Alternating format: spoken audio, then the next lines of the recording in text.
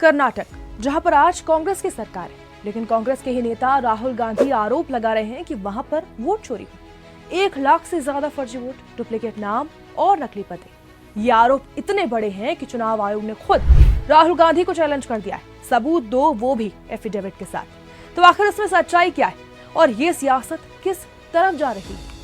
हाल ही में राहुल गांधी ने एक बड़ी प्रेस कॉन्फ्रेंस की, हाथ में फाइलें, स्क्रीन पर स्लाइड्स और साथ ही सीधा आरोप, कर्नाटक में वोटर लिस्ट में फर्जी नाम जोड़े गए। उन्होंने महादेवपुरा विधानसभा सीट का उदाहरण दिया और कहा कि 1 लाख से ज्यादा फर्जी वोट किए गए। उन्होंने कहा कि यह सिर्फ कर्नाटक की बात नहीं, बल्कि पूरे देश में वोट चोरी का नेटवर्क है। लेकिन यहाँ एक दिलचस्प बात है, कर्नाटक में इस वक्त कांग्रेस की ही सरकार है और ये चुनाव कांग्रेस ने भारी बहुमत से जीता था। फिर ये आरोप क्यों?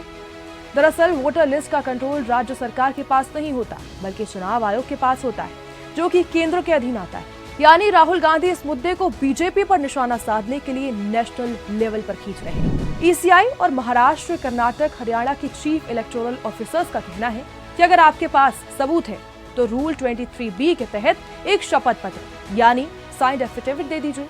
मतलब अगर आप झूठ बोल रहे हैं तो शपथ पत्र देने पर राहुल गांधी पर कार्रवाई हो सकती है। चुनाव आयोग ने कई मामले में राहुल गांधी के दावों को ग्राउंड वेरिफिकेशन से खारिज भी किया है। उदाहरण के तौर पर एक 7 साल की महिला शकुन रानी के बारे में राहुल ने डुप्लीकेट वोट डालने का आरोप लगाया, लेकिन जांच में निकला कि उन्होंने सिर्फ 1 बार वोट डाला। राहुल का जवाब सीधा है, मेरे पास सबूत है, लेकिन चुनाव आयोग निष्पक्ष नहीं।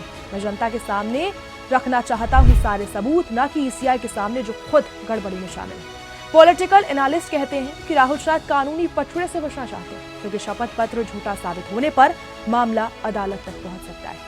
बीजेपी का कहना है कि राहुल के आरोप सिर्फ पब्लिसिटी स्टंट है, सबूत तो है ही नहीं। वहीं कांग्रेस कह रही है कि ये लोकतंत्र और संविधान बचाने की लड़ाई। अब एंट्री होती है बिहार चुनाव की। इस साल बिहार में चुनाव है, आखिर में विधानसभा चुनाव होने वाले हैं और उससे पहले वोटर वेरिफिकेशन का काम तेजी से जारी है। इसका मतलब है कि घर घर जाकर या फिर बूथ पर जाकर ये चेक करना हो रहा है कि वोटर लिस्ट में सिर्फ असली और वैध नाम।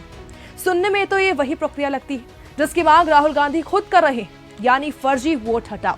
लेकिन ट्विस्ट तो यही है कि बिहार में कांग्रेस और आरजेडी दोनों ही इस वोटर वेरिफिकेशन के खिलाफ खड़े हो चुके हैं। उनका कहना है कि ये प्रक्रिया लोगों को डराने और उनके नाम काटने का एक हथकंडा है।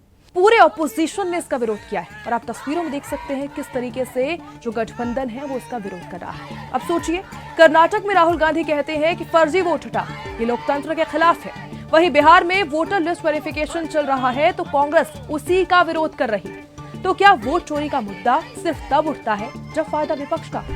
अगर राहुल गांधी को सच में लगता है कि वोट चोरी हो रहे हैं तो बिहार में वेरिफिकेशन का स्वागत करना चाहिए, ना कि उसे रुकवाना चाहिए। और इतना ही है तो एफिडेविट पर साइन कर देना चाहिए। अब सवाल सिर्फ एक है, तो क्या राहुल गांधी ने बिहार चुनाव से पहले असली मुद्दा उठाया या फिर ये सिर्फ एक पॉलिटिकल स्ट्रेटजी है?